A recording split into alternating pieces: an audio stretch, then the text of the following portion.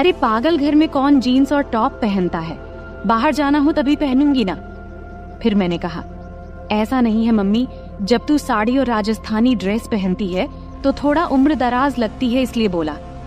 फिर मम्मी ने जवाब दिया कि अब जवान दिखकर क्या करना है, जिससे प्यार किया उसे शादी कर ली, और अब तुझ जैसा आलसी बेटा और अनुष्का जैसी खूबसूरत बेटी है, फिर और क्या चाहिए।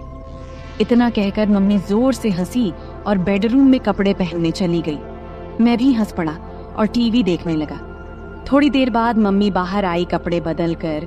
देखकर मुझे खुशी भी हुई और नाराजगी भी, क्योंकि उसने मेरी बात मानी थी। नाराज इसीलिए कि अब वो फिर से पूरी तरह से ढकी हुई थी। मम्मी हॉल में आई और बोली, अब कैसी लग रही हूं? मैं हैरान होकर बोला, वाह, अब तो तू एकदम मेरी उम्र की लड़की लग रही है। मम्मी बोली, अरे बुद्धू, तेरे और मेरे बीच 18 साल का अंतर है, और कैसे मैं तेरी उम्र की लग सकती हूँ?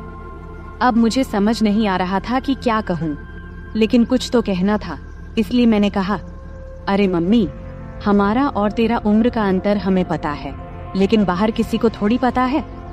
अगर हम दोनों बाहर घूमने गए तो लोग सोचेंगे कि हम गर्लफ्रेंड बॉयफ्रेंड हैं।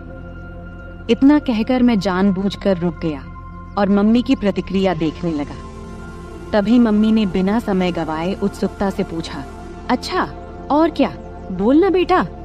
अब आगे मैंने कुछ नहीं बोला, बस इतना कहा कि छोड़ो मम्मी, तुम्हें गुस्सा आ जाएगा। तब मम्मी बोली, मुझे कभी तुझ पर गुस्सा आया है क्या? और तुझे भी पता है कि मेरा बेटा कभी गलत नहीं करता, तो मुझे गुस्सा क्यों आएगा? अब जल्दी बोल, क्या कहने वाला था? तब मैंने कहा कि अगर हम साथ में बाहर कहीं घूमेंगे गए तो लोग हमें गर्लफ्रेंड बॉयफ्रेंड समझेंगे, लेकिन तुम्हारे गले में मंगलसूत्र देखकर वे हमें पति पत्नी भी समझेंगे। ये सुनकर मम्मी जोर जोर से हंसने लगी। फिर मम्मी बोली, अरे बाप रे, इतनी छोटी सी बात के लिए मुझे क्यों गुस्सा आएगा? और फिर से मम्मी हंसने लगी। तब मैंने उनसे कहा, हंसो मत मम्मी। इतना कहकर मम्मी ने मुझे चिढ़ाने के लिए फिर से हंसना शुरू कर दिया, और मैंने मम्मी की तरफ दौड़ लगाई, मजाक में मारने के लिए। मम्मी तब भागकर किचन में चली गई और हंसती रही। फिर मैं हॉल में बैठकर सोचने लगा कि चलो, शुरुआत तो हो गई है, लेकिन अभी बहुत काम बाकी है, और वो भी उतना ही मुश्किल। मम्मी बहुत संस्कारी है और मैंने कभी उसे ऐसा महसूस नहीं किया कि उसे इस तरह की किसी चीज की कमी महसूस हो रही हो। मम्मी और पापा की लव मैरिज होने की वजह से खुशी तो उनमें पहले से ही है। जरूरत तो मुझे थी, और मुझे वो जरूरत किसी भी हाल में पूरी करनी थी, वो भी मम्मी से। फिर थोड़ी देर बाद मैंने फिर से कोशिश शुरू की। मम्मी किचन में काम कर रही थी। मैं वहां गया और कहा, मम्मी, तुम्हें रोज रोज ये काम करते करते बोर नहीं होता क्या? तब मम्मी ने कहा, नहीं बेटा, जब हमारी काम वाली बाई आती है तब मुझे आराम मिलता है। तब मैंने कहा, माँ, अभी तो छुट्टियां शुरू ही हुई हैं और मुझे बहुत बोरियत फील हो रही है। तब मम्मी ने बोला, तो क्या करें, कहाँ चलें घूमने? हम दोनों ही हैं घर में अब। मैंने कहा, हाँ चलेंगे मम्मी, लेकिन पापा के आने के बाद। तब मम्मी बोली, तब तक क्या करेगा? मैंने बोला, मुझे एक गेम पता है, अगर तुम्हें कोई दिक्कत न हो तो खेलते हैं घर में। मम्मी ने कहा, मुझे लैपटॉप पर गेम्स खेलने में कोई दिलचस्पी नहीं है, कुछ और बताओ। फिर मैंने कहा, अरे मेरी प्यारी मम्मी, लैपटॉप पर नहीं, बस ऐसे ही हम दोनों खेलेंगे। तब मम्मी बोली, अच्छा ठीक है, कौन सा गेम है? मैंने बोला, मम्मी, ट्रूथ और डेयर। तब मम्मी बोली, अच्छा वो गेम ठीक है, खेलते हैं, लेकिन पहले मुझे घर के काम खत्म करने दे, फिर खेलेंगे।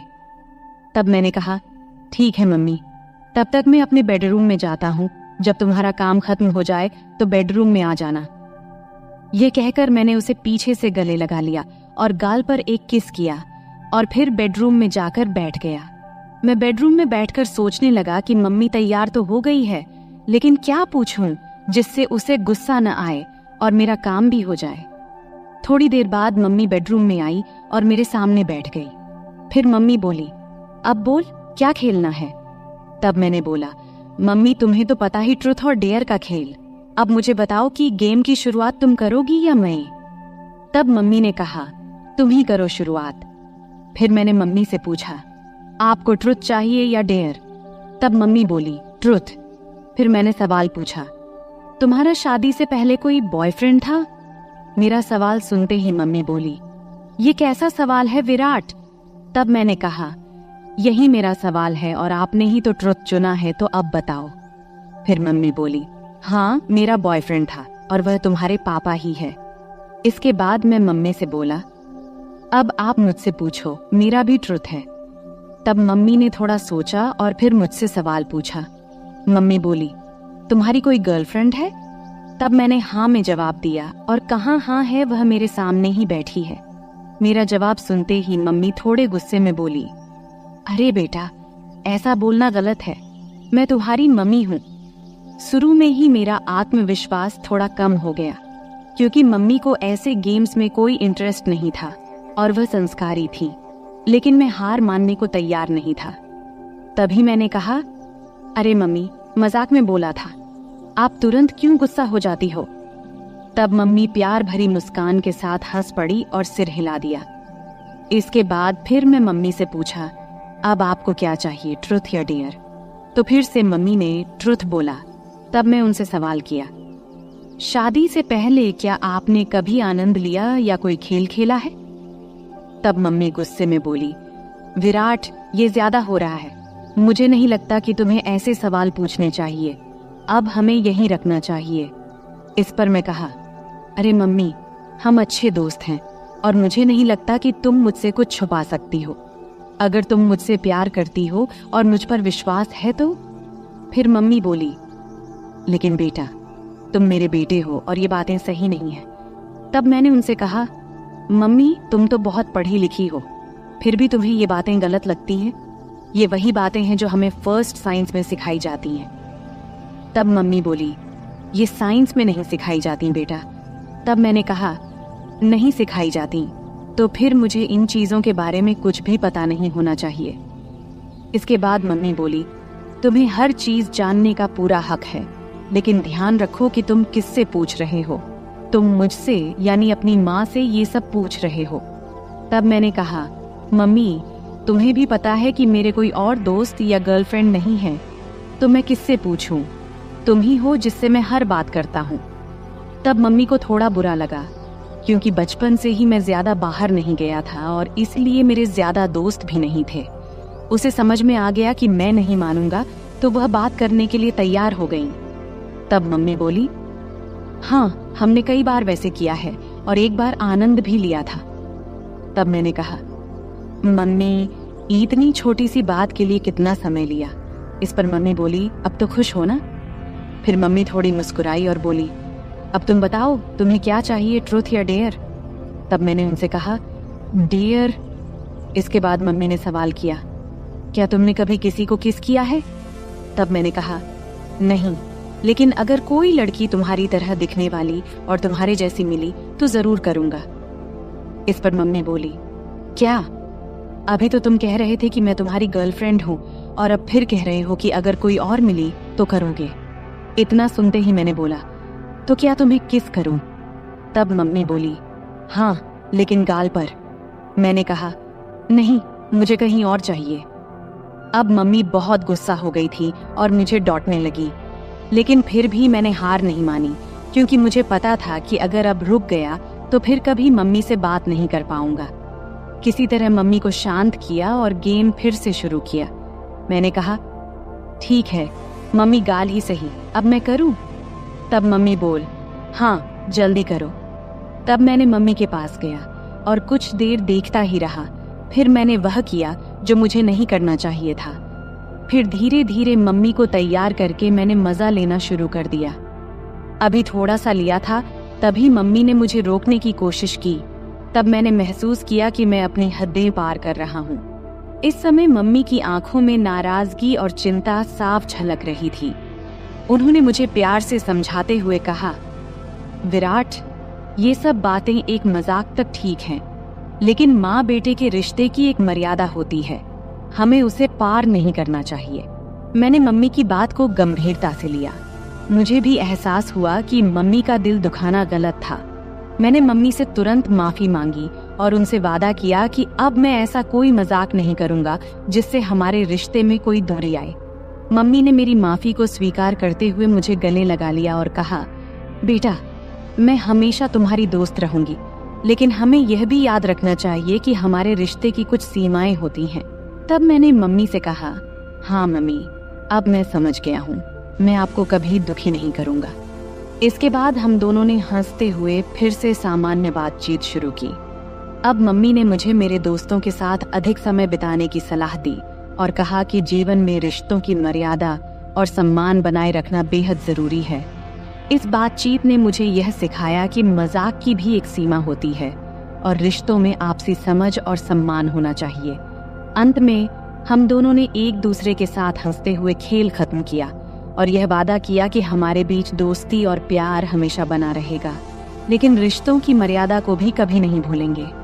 तो दोस्तों, यह थी हमारी आज की छोटी सी कहानी। आपको ये कहानी कैसी लगी कमेंट करके जरूर बताएं। अगर आपको ये कहानी पसंद आई हो तो इसे लाइक करें और अपने दोस्तों के साथ शेयर करें। आगे भी ऐसी ही रोमांचक कहानियों के लिए हमारे चैनल को सब्सक्राइब करें और बेल आइकन दबाना न भूलें ताकि आप हमारी कोई भी कहानी मिस न करें। धन्यवाद। यह कहानी काल्पनिक है, इसे किसी गलत उद्देश्य से न लिया जाए। अरे, मैं तुमसे कुछ पूछ रही हूँ बेटा, तुम्हारा ध्यान कहाँ है? नीचे बैठकर सब्जी काटते हुए माँ बोली। तब मेरा ध्यान कहीं और था। फिर झट से ध्यान भटकाते हुए बोला, क्या कह रही थी माँ? तब दोबारा से माँ ने कहा, मैं ये कह रही थी कि आजकल तुम्हारा काम बहुत बढ़ गया है, ऐसा लगता है। मैंने जवाब देते हुए कहा, हाँ माँ, काम तो बहुत बढ़ गया है, अब तो समय ही नहीं मिलता, इसलिए अभी मैं ग्राहकों की डिमांड पूरी करने में लगा हूँ। बस थोड़े दिन आप इंतजार कर लो, सब खत्म होते ही जल्द ही मैं आपको फ्री मिलूंगा। नमस्ते दोस्तों, आज की इस कहानी में आपका स्वागत है। मेरा नाम अभय है और आज मैं आपको अपनी और अपने माँ की कहानी सुनाने वाला हूँ। मेरे माता पिता का तलाक उनकी शादी के 5वें साल में ही हो गया था। उस समय मेरी उम्र सिर्फ 4 साल थी और मेरी माँ 24 साल की थी। तब मेरे नाना ने मेरी माँ से उनकी दूसरी शादी के लिए कहा, लेकिन तब माँ ने साफ साफ शादी से मना कर दिया था। तब कोर्ट के फैसले के अनुसार पापा हर महीने 40,000 रुपए और रहने के लिए एक घर दिए थे, जिससे हमारी सारी जरूरतें पूरी हो जाती थीं। तब हम एक सोसाइटी में एक बेडरूम और एक किचन के फ्लैट में रहते थे। तब घर में सिर्फ मैं और माँ ही थे, इसलिए हम दोनों एक दूसरे से ही बातें किया करते थे। मेरी माँ का स्वभाव थोड़ा सख्त था, लेकिन हम दोनों एक दूसरे का ख्याल अच्छे से रखते थे। अब मेरी उम्र 28 साल है और मेरी माँ 48 साल की है। मैंने ग्रेजुएशन के बाद फैशन डिजाइनिंग का कोर्स किया था और एक बड़े डिजाइनर के साथ काम करना शुरू किया। वहां से बहुत कुछ सीखने के बाद मैंने अपना खुद का सिलाई की दुकान खोला, जो धीरे धीरे अच्छा चलने लगा। अब मेरे पास बस टेलर काम करते हैं। एक दिन सुबह माँ सब्जी काट रही थी, तब उन्होंने मुझसे पूछा, अभय, तुम किस तरह के कपड़े बनाते हो? मैंने कहा, लेडीज के सभी तरह के कपड़े। क्यों माँ, क्यों पूछ रही हो? उन्होंने कहा, ऐसे ही रे। फिर माँ ने पूछा, साड़ियाँ, ब्लाउज, साया, घाघरा चोली, ये सब भी बनाते हो क्या? मैंने कहा, हाँ माँ, सब बनाते हैं। फिर माँ ने कहा, तब तो तुम्हारे सिलाई की दुकान में रोजाना बहुत सारे महिलाएं आती होंगी। इस पर मैंने कहा, हाँ माँ, बिजनेस किया है तो पुरुष, महिलाएं सब तो आएंगी ही ना। फिर आगे माँ ने पूछा, तो बेटा महिलाएं का नाप कौन लेता है? कोई आदमी रखा है क्या? तब मैंने कहा, हाँ माँ, सब मैनेज हो जाता है, आजकल सब चलता है, लेकिन तुम इतना क्यों पूछ रही हो? इस पर माँ ने कहा, मुझे भी कुछ ब्लाउज सिलवाने हैं, मेरी जो दोस्त थी उसने अब काम छोड़ दिया है। मैंने कहा, माँ, आप इतने देर से पहेलियाँ क्यों बुझा रही थी? अगर आपको ब्लाउज बनवाना है तो इसमें दिक्कत क्या है? तुम अपना पुराना ब्लाउज दे दो, मैं टेलर को दे दूंगा, वह बना देगा, फिर लाकर तुम्हें दे दूंगा। इतना सुनते ही माँ ने कहा, मेरा कोई भी ब्लाउज अब फिट नहीं होता है, नई नाप लेनी पड़ेगी। इस पर मैंने कहा, ठीक है माँ, मैं टेलर को बोल दूंगा, कल टेलर आकर तुम्हारी नाप ले लेगा। अब तो कोई दिक्कत नहीं है ना? तभी माँ बोली, बेटा मुझे ऐसा नहीं लगता कि मैं किसी अजनबी आदमी को अपना नाप लेने दूंगी। मैंने कहा, माँ अगर आप नाप नहीं देंगी तो फिर ब्लाउज कैसे सिलाएगा? फिर थोड़ी देर सोचने के बाद माँ ने कहा, तू ही क्यों नहीं मेरा नाप ले लेता? यह सुनकर मैं हैरान होकर बोला, मैं? ये कैसे हो सकता है? माँ ने जवाब दिया, इसमें क्या है, मुझे तुझसे नाप लेने में कोई दिक्कत नहीं होगी। अब मैं थोड़ा असमंजस में पड़ी एज गया था, क्योंकि दूर से देखने और किसी को छूने में बहुत फर्क होता है। लेकिन तब यह हाथ आया, मौका छोड़ना भी मुझे सही नहीं लगा। उस दिन सोमवार का दिन था और उस दिन विश्वकर्मा पूजा था, तो सिलाई की दुकान बंद था। तब मैंने सोचा कि आज ही ये काम कर लेना चाहिए। फिर सुबह नाश्ता करके मैं सिलाई की दुकान से कुछ एल्बम और माप लेने का सामान लेकर आ गया। तब मैंने ऐसे एल्बम चुना था जिनमें डिजाइन वाले ब्लाउज दिखाए गए थे। इनमें से कुछ बहुत ही छोटे और बैकलेस थे। फिर मन ही मन मैंने तय किया कि आज ये काम अच्छे से पूरा करना है। 12 बजे जब मैं घर पहुंचा तब माँ रसोई में थी। उन्होंने मुझसे कहा, बेटा आ गया तू? सामान ले आया? तब मैंने कहा, हाँ सब ले आया हूँ, अब तुम जल्दी से अपना काम खत्म कर लो। फिर थोड़ी देर बाद माँ मेरे पास आकर बैठ गई और एल्बम देखने लगी।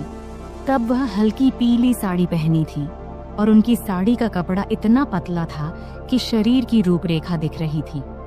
तब मैं माँ को देखते देखते खो गया। तभी उन्होंने तेज आवाज में कहा, अभय सुन रहा है तू? तब मैं चौंक कर बोला, हाँ क्या हुआ माँ? तब माँ ने एल्बम दिखाते हुए कहा, इतने छोटे ब्लाउज कैसे पहन सकती हूँ मैं? मुझे ये डिजाइन पसंद नहीं है।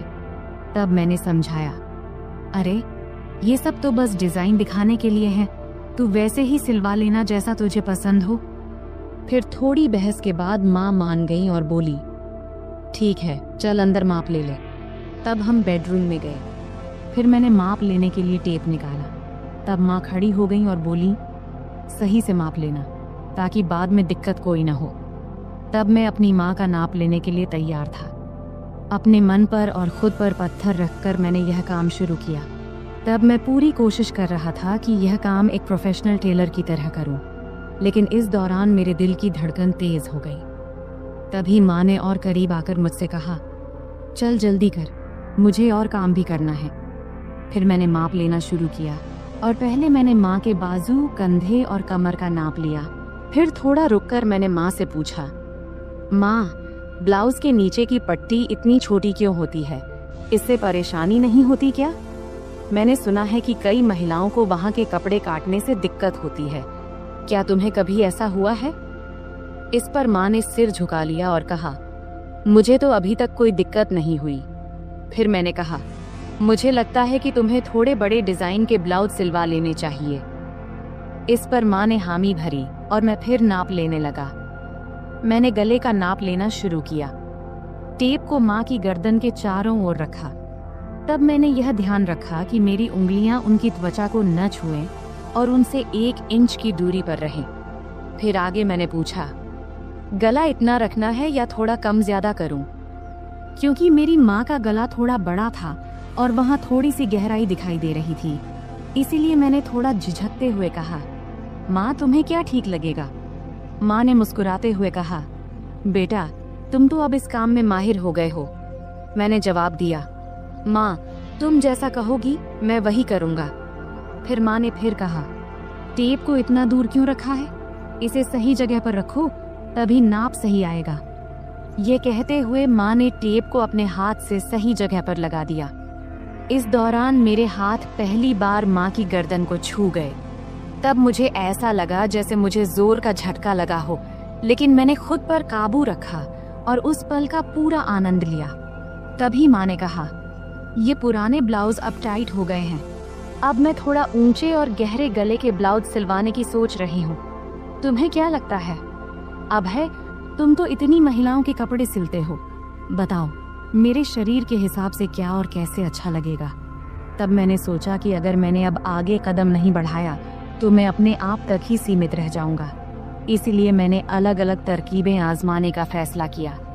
मैंने माँ को बड़ी सहजता से अपने सिलाई की दुकान में बनने वाले अलग अलग डिजाइन के ब्लाउज के बारे में बताने और समझाने का सोचा। मैंने कहा, मुझे लगता है कि गला जितना गहरा है उतना ही काफी है, लेकिन अगर गले को गहरा रखकर बाकी हिस्से को थोड़ा बड़ा बना दिया जाए तो कैसा रहेगा। फिर मैंने टेप को उनके गले से निकालते हुए कहा, और गले को थोड़ा और गहरा बनाने में क्या दिक्कत है। फिर माँ बोली, बाकी हिस्से को बड़ा कैसे करेंगे ये बताओ। अब माँ भी थोड़ा सहज होने लगी थी और यही मैं चाहता था। मैंने कहा, 1 मिनट रुकिए, मैं आपको समझाता हूँ, लेकिन उससे पहले आखिरी माप ले लेने दीजिए। फिर मैंने कहा, आप दोनों हाथ को थोड़े ऊपर उठाओ। अब मैं उसके पीछे जाने वाला था। उसने हाथ उठाए ही थी कि मैं उसके करीब आकर उसकी पीठ के पीछे से अपने हाथ ले गया। फिर मैंने उसके कंधों पर हाथ रखा और उसे धीरे धीरे उसकी कमर के बीच तक लाकर नाप लिया और बोला, माँ, यह 34 इंच आ रहा है। चलो एक काम करते हैं, 33.5 या 34.5 ही ले लेते हैं। वैसे भी सिलाई करते वक्त अलग अलग डिजाइन के लिए थोड़ा बहुत अंतर रखना पड़ता है। फिर मैंने माँ से पूछा, माँ, क्या आपको बुरा लग रहा है माप लेने से? माँ ने जवाब दिया, नहीं बेटा, ज्यादा नहीं। फिर मैं थोड़ा झिझकते हुए उसकी साड़ी के 34 इंच का माप लेते हुए बोला, माँ अब बता, तेरा माप तो लगभग सब सही है। उसने कहा, थोड़ा टाइट लग रहा है बेटा। फिर मैंने टेप को गले में डालकर कहा, अब यहाँ आईने के सामने आ जाओ। फिर मैंने उसके दोनों कंधे पकड़कर उसे आईने के सामने खड़ा कर दिया। तब उसके चेहरे पर एक सवालिया भाव था। फिर मैंने कहा, माँ, सब बताता हूँ, थोड़ा सा रुक जा, पहले पानी पीकर आता हूँ, तुझे चाहिए क्या? तब उसने सिर हिलाकर मना कर दिया। फिर मैं रसोई में गया, पानी पिया और खुद को थोड़ा ठीक किया। फिर कुछ आगे का सोचने लगा कि अब यह सब करते हुए मैं अगले कौन सा कदम बढ़ाऊं। तब 2-3 विकल्प मेरे मन में आए। फिर मैं वापस बेडरूम में आ गया। तब माँ ने अपना पल्लू फिर से कंधे पर ठीक से ले लिया था, लेकिन 6 फुट के बड़े शीशे के सामने वह बेहद ही सुंदर लग रही थी, जिसे मैं शीशे में ही निहारने लगा। तभी माँ बोली, कहाँ ध्यान है बेटा, इधर देखो, अब मैं तुझे इसी ब्लाउज में बदलाव करके दिखाती हूँ, जैसा कि तूने मुझसे कहा कि हम गले को 1 इंच गहरा कर लेते हैं। फिर उसने कहा, तू ऊपर वाला हुक खोल और ऊपरी किनारों को अंदर मोड़ कर देख। तब उसे ठीक से समझ नहीं आया, तो उसने प्रश्न भरी नजरों से मेरी ओर देखी और बोली, मुझे समझ नहीं आ रहा, तू ही कर ले, मैं यह तुझ पर छोड़ती हूँ। तब तीर सीधे निशाने पर लगा था और मुझे भी यही चाहिए था। फिर मैंने आराम से उसके हुक खोले और किनारों को उलटी दिशा में अंदर की तरफ मोड़ने लगा। मैं ऐसा कर रहा था और वह खुद को शीशे में देख रही थी। फिर मैं जल्दी जल्दी अपने काम निपटाने लगा। उस दिन मुझे भी एक अजीब सा सुकून मिल रहा था। जब मेरा काम हो गया तो मैं उसके और ड्रेसिंग टेबल के बीच से हटकर एक तरफ हो गया और उससे कहा, देखो, अब यह वैसे ही है जैसा तुम चाहती थी, 1 इंच गहरा। क्या लगता है, अब बताओ। फिर माँ ब्लाउज की तरफ देखने लगी और मुझसे बोली, अब है, तुझसे सच कहूँ तो ऐसे गले में मुझे बहुत आराम महसूस होता है। ऐसे ब्लाउज पहनने पर ऐसा नहीं लगता जैसे हंस को पानी में तराने से। फिर मैंने कहा, माँ, नाराज मत होना, लेकिन एक बात कहूँ। अब मैं अगला कदम उठाकर उसे और सहज करने की कोशिश करना चाहता था। तब माँ मुस्कुराते हुए बोली, नहीं रे अभय, मैं तुझसे कैसे नाराज हो सकती हूँ, बोलना जो बोलना है। तब मैंने सावधानी से कहा, इतने गहरे गले वाले ब्लाउज से सब कुछ बहुत ज्यादा नजर आता है और यह थोड़ा अजीब भी लगता है। यह सुनते ही माँ ने अपने ब्लाउज की 3 इंच अंदर की तरफ मोड़ी और हंसते हुए बोली, मुझे कौन देखने वाला है अभय, घर पर तो हम दोनों ही रहते हैं और बाहर मुझे बहुत कम ही जाना पड़ता है। वैसे भी तुम्हारे सामने मुझे कोई दिक्कत नहीं होती।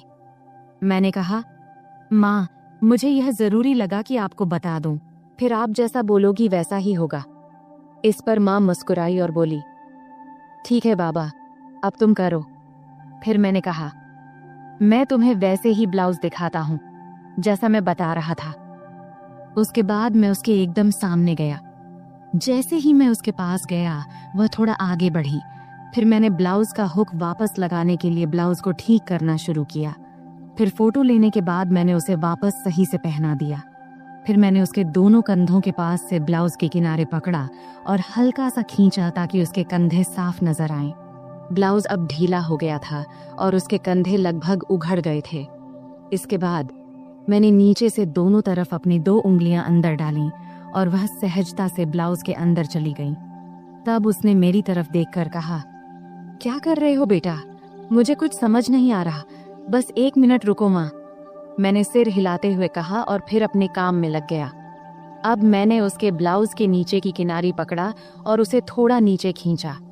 फिर मैंने उसके ब्लाउज के नीचे के दोनों हुक खोल दिए। अब उसकी गर्दन की कटिंग थोड़ी दिख रही थी। अब सारा काम खत्म करने के बाद मैं थोड़ा पीछे हटकर उसे एक बार देखा और फिर किनारे हो गया। अब उसका गला बड़ा हो गया था, लेकिन ज्यादा गहरा नहीं था। तब मैंने नोटिस किया कि उसकी चेहरे पर संतोष नहीं दिख रहा था। शायद उसे और गहरे गले वाला चाहिए था। इसलिए मैंने पूछा, क्या हुआ माँ? ऐसा ठीक नहीं लग रहा क्या? तब माँ ने हाथ रखते हुए शरारती अंदाज में हंसते हुए बोली, नहीं रे, मुझे गहरा गला अच्छा लगता है, नहीं तो ऐसा लगता है जैसे किसी ने कसकर बांध दिया हो। तब उसकी बात सुनकर मुझे ऐसा लगा जैसे मुझे 440 वोल्ट का झटका लगा हो। फिर आगे वह बोली, अरे ये कई बार सिर्फ दूरी की वजह से होता है। एक काम करो, क्या तुम सिर्फ ब्लाउज में ही माप ले सकते हो? वैसे भी मुझे ऐसा एक ब्लाउज चाहिए जिसमें नीचे कुछ पहनने की जरूरत ना हो। अगर माप सही से लो तो बेहतर रहेगा। मैंने कहा, हाँ माँ, यह सही भी रहेगा, लेकिन बाकी ब्लाउज के लिए तो नीचे पहनना जरूरी होगा, नहीं तो वे टाइट हो जाएंगे। तब माँ ने सिर हिलाते हुए कहा, ठीक है, तुम यहीं रुको, मैं आती हूँ। फिर वह बाथरूम में चली गई और दरवाजा थोड़ा सा खुला ही छोड़ दिया। तब मन में ख्याल आया कि दरवाजे के पीछे से झांकूं, लेकिन मैंने संयम बनाए रखा, क्योंकि मैंने तय किया था कि धीरे धीरे माँ को अपने सामने सहज बनाना है। फिर 5 मिनट बाद माँ बाहर आई और मेरे सामने आकर खड़ी हो गई। तब एक पल के लिए मैंने उसकी ओर देखा और देखकर हैरान रह गया, लेकिन मैंने कोई प्रतिक्रिया नहीं दिया और अपने काम में लग गया। फिर मैंने कहा, माँ, अब हम सिर्फ तुम्हारी पीठ का ही माप लेंगे, क्योंकि फर्क वहीं से पता चलेगा। तब माँ ने हल्के से मुस्कुराते हुए पूछा, क्या रे, तुम लोग सिलाई की दुकान में भी औरतों को ऐसे ही कपड़े उतरवाने को कहते हो क्या? फिर आगे माँ ने अपना हाथ मेरे कंधे पर रखते हुए और शरारती अंदाज में हंसते हुए बोली, तुम्हारी तो मौज है बेटा, इतनी सारी औरतों को संभालने का काम मिलता है। इस पर मैंने जवाब दिया, माँ, मजा कैसा? मैं तो अब कुछ खास औरतों को छोड़कर माप लेना बंद कर चुका हूँ। अच्छा, और ये क्यों? माँ ने पूछा। इस पर मैंने जवाब दिया, माँ, कुछ औरतें जो बड़े घरों की होती हैं या जो हमारी शुरुआती कस्टमर थीं, वे मेरे कारीगरों को माप नहीं लेने देती, इसलिए मुझे खुद ही लेना पड़ता है, तुझे लेना पड़ता है। यह कहती हुई माँ पलंग पर बिना आंचल के बैठ गई और फिर बोली, बेटा, तुम्हारी तो मन मोह लेती होगी इन औरतों ने। मैंने मुस्कुराते हुए कहा, नहीं माँ, मैं तो बिल्कुल प्रोफेशनल तरीके से काम करता हूँ। फिर माँ ने शरारती मुस्कान के साथ पूछा, लेकिन फिर भी तुम्हें उनका स्पर्श तो होता होगा ना, है कि नहीं? सच बता। इस पर मैं थोड़ा शर्माते हुए बोला, हाँ, होता है, लेकिन वे कुछ नहीं कहती क्योंकि उन्हें मेरे सामने सुरक्षित महसूस होता है। फिर माँ ने हंसते हुए कहा, मेरा बेटा कितना समझदार है। ये कहते हुए उसने मुझे गले लगा लिया। इतनी ठंडी रात में उसके गले लगाने से उसकी गर्माहट मुझे महसूस होने लगी। फिर थोड़ा पांव खींचते हुए माँ ने पूछा, बेटा, तुमने ये सब बातें कहाँ से सीखी? मैंने कहा, माँ, इन औरतों से ही। वे इतने अलग अलग शब्द बोलती हैं कि क्या बताऊं। फिर माँ ने मजाक करते हुए कहा, अच्छा बेटा, तुम मुझे भी कुछ बताओ। तब मैंने कहा, नहीं माँ, तुम हंसोगी और कहोगी कि ये सब मुझे कैसे पता। माँ बोली, नहीं बेटा, मैं समझती हूँ कि तुम अब बड़े हो गए हो, लेकिन मुझे यह भी समझना है कि तुम्हें क्या पता है और क्या नहीं। फिर मैंने हिम्मत जुटाकर माँ से कुछ बातें साझा किया। तब माँ ने आत्मविश्वास से कहा, अरे बाबा, तुम्हें तो सब पता है। फिर मैंने हंसते हुए कहा, चलो छोड़ो ये सब, अब तुम्हारा नया डिजाइन वाला ब्लाउज लेकर आता हूँ। फिर मैंने उठते हुए पूछा, हाथ लगाऊं तो चलेगा ना?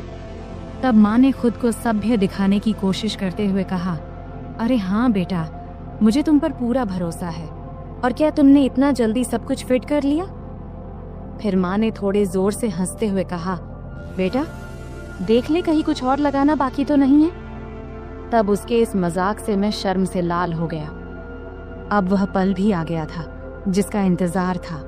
फिर मैंने माँ को ड्रेसिंग टेबल के सामने खड़ा किया और खुद उसके पास जाकर खड़ा हो गया। फिर मैंने अपने दोनों हाथ नीचे लाते हुए कहा, देखो ये कितनी नीचे तक जा रहा है, इसका कारण इसका माप है।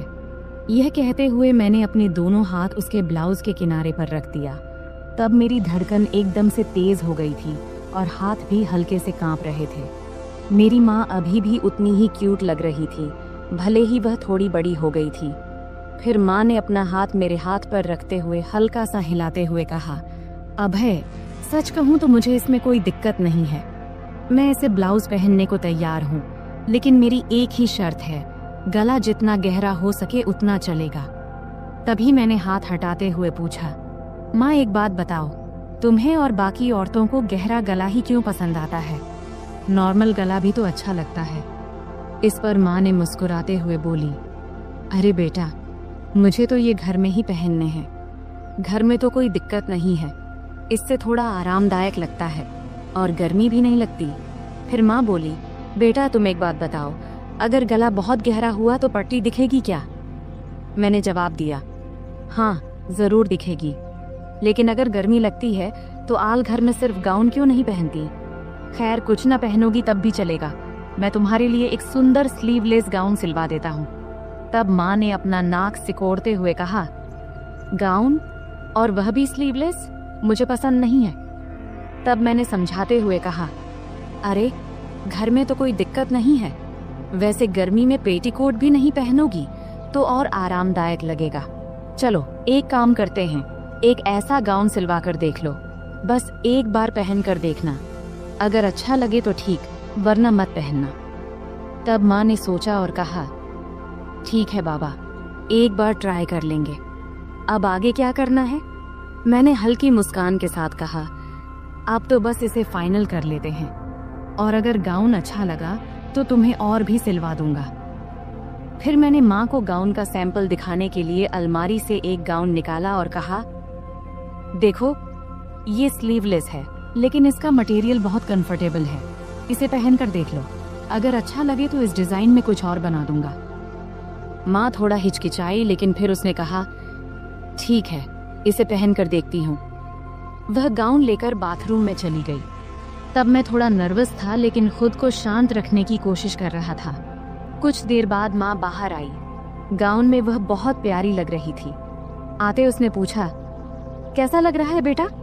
मैंने कहा, बहुत अच्छा लग रहा है, तुम पर यह डिजाइन बहुत सूट कर रहा है। फिर माँ ने आईने में खुद को देखा और हल्के से मुस्कुराई। फिर उसने कहा, हाँ ये तो सच में बहुत आरामदायक लग रहा है। फिर मैंने माँ से कहा, तो पक्का अब मैं ऐसे 2-3 और डिजाइन तैयार कर दूंगा। माँ ने कहा, ठीक है, लेकिन ध्यान रखना कि मटेरियल हमेशा ऐसा ही होना चाहिए, और हाँ गला थोड़ा गहरा हो तो बेहतर होगा। फिर मैंने सहमति में सिर हिलाया। यह कहते हुए माँ फिर से सामान्य कपड़ों में वापस आ गई। फिर हमारी बातचीत यही खत्म हो गई।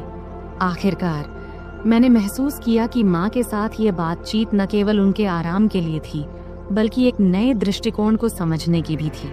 यह एक ऐसा पल था जहां हम दोनों एक दूसरे की भावनाओं को बेहतर तरीके से समझ सके। तो दोस्तों, यह थी हमारी आज की छोटी सी कहानी। आपको यह कहानी कैसी लगी कमेंट करके जरूर बताएं, और अगर आपको यह कहानी पसंद आई हो तो इसे लाइक करें और अपने दोस्तों के साथ शेयर करें। आगे भी ऐसी ही रोमांचक कहानियों के लिए हमारे चैनल को सब्सक्राइब करें और बेल आइकन दबाना न भूलें, ताकि आप हमारी कोई भी कहानी मिस न करें। धन्यवाद।